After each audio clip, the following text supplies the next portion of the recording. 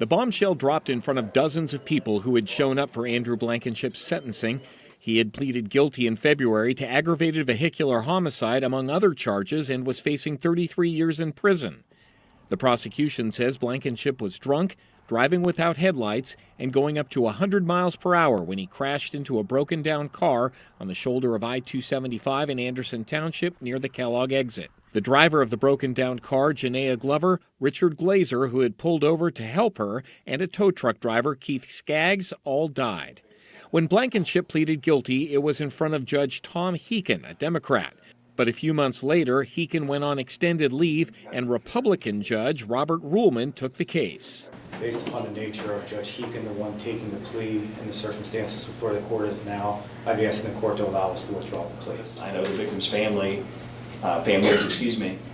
very much want this to be resolved. Yeah, however, knowing the nature of the situation and knowing the kind of unprecedented, really unusual circumstances of this case, the state really doesn't have any grounds to object to the request, and we would not. Since we do have a new judge, I'm on the case now. I'll let you withdraw the plea.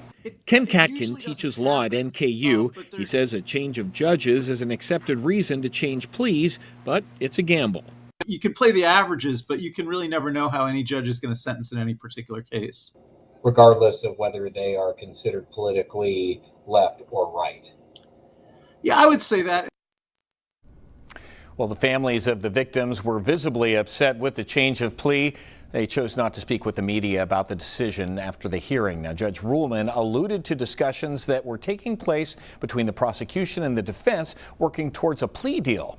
But unless that happens, this case is going to trial in February. You can always find our stories here on YouTube, but go ahead and tap subscribe. That way you're always in the know.